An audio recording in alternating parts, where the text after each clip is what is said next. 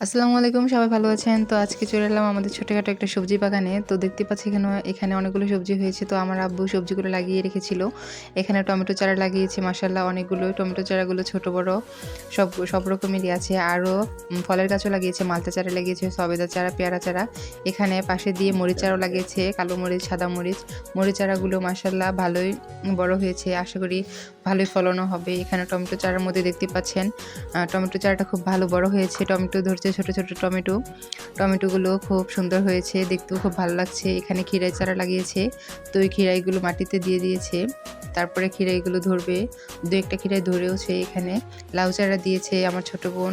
আর মা পানি দিচ্ছে গাছের মধ্যে, লাউ চারার মধ্যে পানি দিচ্ছে। এখানে বেগুন চারাও লাগিয়েছে অনেকগুলো ১০-১৫ টার মতো। তো কিছু বেগুন দেখাচ্ছে আপনাদের, বেগুনগুলো খুব সুন্দর হয়েছে। যদি এরকমভাবে বেগুন ধরতে থাকে তো আমাদের রমজানে বেগুন কিনতে হবে না।